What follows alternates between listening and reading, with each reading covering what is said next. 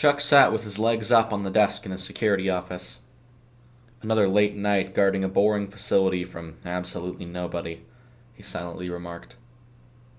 He looked between the smudges on his cloudy glass window to see a dark road outside, the pavement only illuminated by the single streetlight that stood right outside of the chain-link fence that acted as the gate of sorts at the entrance to the facility.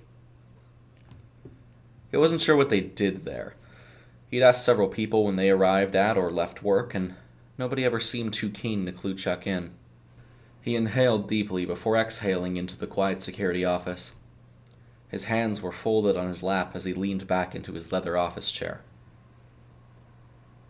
He couldn't complain, he thought. The job paid well enough, and there was never that much to do outside of walking the perimeter of the concrete wall that encased the building. As he sat in the quiet, the radio he'd set on the desk screeched awake. Chuck, come in. Might have a situation at the southwest corner. Over. The other security guard stated, a haze of static over his voice. Chuck shut up and grabbed the radio. What's it look like over there? There's some scratch marks. Big scratches. It'll probably be best to just come see it for yourself. Over. Barry said. Chuck sighed before clicking down on the radio's button. Copy that. I'm heading out now. Over. Holding onto his radio, Chuck got out of his chair and pulled the creaky door open, a rush of cool air splashing against his face. The breeze almost felt nice, as the office was fairly warm. As he walked towards the southwest corner of the facility's perimeter, weaving between the smattering of cars, heading for his destination, he pressed his radio. Barry, got any particular reason you can't just explain it to me? Chuck queried. Barry replied through static. It's just something you need to see. Chuck sighed as he turned the corner to see large gouges in the earth beneath him, and large patches of the grass ripped out of the ground. Whoa, what the hell? He asked as he halted. He looked up to see Barry over by the southwest corner of the concrete wall that surrounded the facility. Chuck could barely see as his security partner turned to look at him, before waving. Chuck, Barry began through the radio. That's only the first part. Get over here. Chuck quickened his pace, now nervous as he approached the wall. All right, Barry, what's the matter? He asked. This, Barry said, pointing to enormous scratch marks on the concrete wall, then up to a missing chunk of the wall. What in the fuck? Chuck asked as he stared at the damaged barrier. Who the hell did that? He asked, dumbfounded. No clue. I think we ought to tell the boss about... Barry stopped speaking as he jerked around to listen. Both men heard a loud rustling in the bushes outside the wall. Chuck's breath became shallow as he reached down to the flashlight attached to his belt. Barry waved his hand at his coworker. He shook his head before motioning for the two men to walk back towards the office. Chuck nodded, slowly turning as he and Barry attempted to sneak back. Suddenly, the rustling stopped. Whatever was beyond that wall had become motionless, silent, listening to the gentle breeze on the cool night sky. The two men stopped nearly dead in their tracks as they heard a low growl, almost a snarling, rise up and over the wall. Barry glanced back, desperately hoping nothing would be there. It seemed he was right, breathing a hushed sigh of relief. The two men walked again towards their office, but the noise grew louder. They both turned their heads to see something dark resting on the wall. The warm, soft light from a nearby security light that rested on the side of the facility barely stretched the shape, illuminating it ever so faintly. Chuck's mind swirled in fear. That hadn't been there before, had it? Was it just a raccoon that had managed to scale a 9-foot solid concrete wall? With no pretense, the rest of the shape rose up, leering over the top of the wall. Sharp yellow dots narrowed at the men as the dark mass attached to them slithered over the concrete barrier, dropping to the ground and into a crawl reminiscent of a canine. It snarled again, the sound from before now clearly having come from the beast, as it bared its large fangs, glistening a dull white in the faint security light's glow. Barry and Chuck locked eyes with the creature, which crept forward inches every moment, slowly but surely closing the distance between them. With a quiet gasp and a frightful whimper, Barry muttered a pathetic apology before pivoting and bolting for the security office. Chuck's body injected adrenaline into every vein in his somewhat hefty form, screaming for him to run. Run because his life most definitely depended on it. As he too shot after Barry in the office, he heard the snarl from behind rise into a ravenous combination of barking and panting. Chuck had never felt a terror like this. He hadn't run this fast since his high school track days. He channeled that long-gone glory as he caught up to Barry, who was audibly sobbing prayers.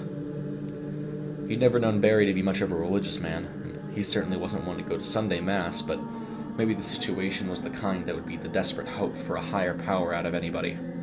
The beast behind them scampered towards them, gaining ground quickly as its heavy form dug into the ground in each minuscule leap.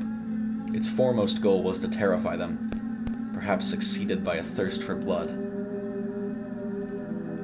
It foamed at the mouth, just barely capable of controlling itself from leaping and ripping through Chuck's flailing corpse, before doing the same to his partner. It felt the urge, pushing the thrill of the hunt to the front of its mind. Chuck quickly surpassed Barry, arriving at the door and pushing it open. He looked back at his partner, who was begging and pleading for him to wait, to leave it open as he rushed for the entrance. Chuck had half a mind to shut it, slam the door, and leave the bastard out there to fend for himself against whatever creature of the night this was.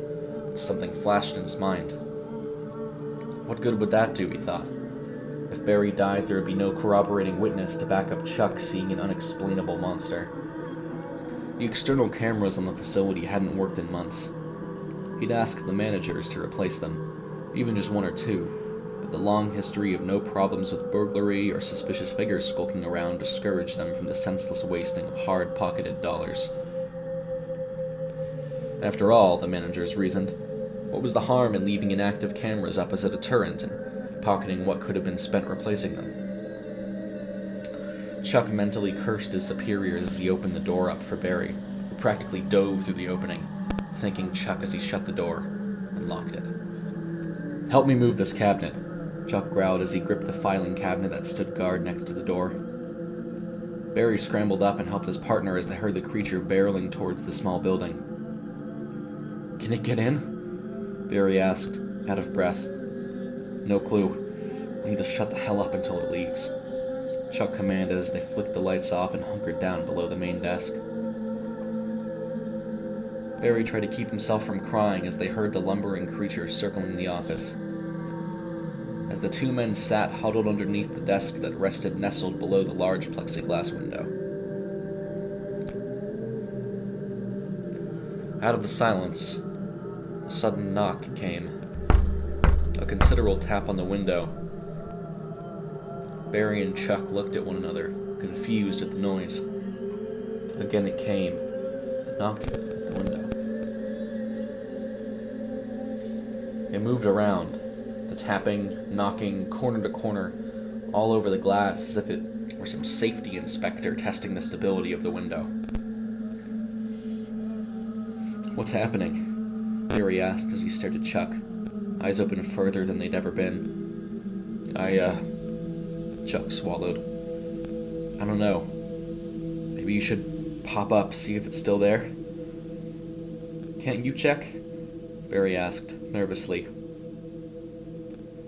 "I didn't take off and leave you to get ripped apart by that thing." "Fair enough," Barry said, shakily as he inched out from under the desk. Chuck glanced to the wall, seeing the bright glow from the security light that faced the office. Nothing obscured it, so he hoped the creature had fled. Barry barely peered over the top of the desk. I don't see anything," Barry mumbled as he put his fingertips on the desk. It might have left. "Oh shit!" Barry yelled as something exploded through the window, nearly knocking Barry to the ground before pulling him back towards. Overcome by a wave of fear, Chuck scrambled out from underneath the desk to see the beast that had boxed them in, attempting to pull Barry through the hole it had smashed in the plexiglass. It struggled and squirmed as its rippling humanoid arms gripped Barry's head tightly, as it yanked it close enough to grab a hold of his jacket with its other arm. It looked at Chuck and snarled like a cornered dog, backing Chuck up to the wall with sheer terror before he realized he had to do something, anything to help his colleague. The creature's canine ears twitched as Barry's head banged against the sides of the hole in the window. Chuck grabbed Barry by the bottom of his jacket, attempting to wrestle him from the creature, which had become partially wedged in the hole itself. Barry pulled away as Chuck yanked on him, barely freeing him from the creature as it struggled in the hole, the top half of its torso lodged in the jagged glass tips of the opening, still swiping at the men. It moaned and howled as it struggled to free itself. "Thank you," Barry said as Chuck glanced to him. Multiple thin lines of blood trailed down Barry's head, dropping from unmissable claw marks above his ears. Chuck looked back to the creature. Suddenly, the being freed itself, pushing the back half further in and dropping onto the office desk, lurching out for Barry. It grabbed a hold of him and opened its gaping maw, sinking its large, jagged fangs into his neck, ripping back and opening up the front of Barry's neck in a few swift seconds. Chuck pulled the handgun from his holster and unloaded the entire magazine on the beast. Barry backed up to the wall before his legs gave out and he slid to the floor, blood and flesh dripping down his chest, soaking his dark blue button-up to an almost black color. Almost all the bullets from Chuck's handgun had made impact on the creature's face or neck, which dropped it to the ground.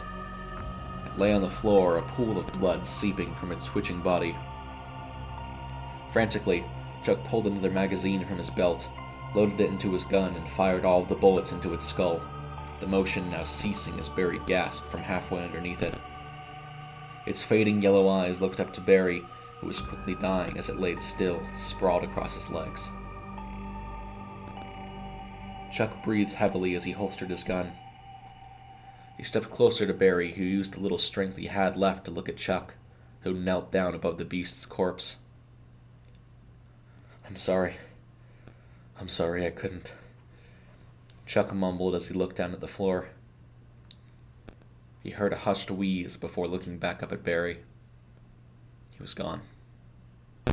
"Fuck," he said quietly as he stood up. He pulled the cabinet away from the door, stepping out into the night. With an unsteady hand, he pulled out his phone and called his supervisors, who were all fast asleep in their comfortable homes. "I'm sorry," he whispered as he looked back.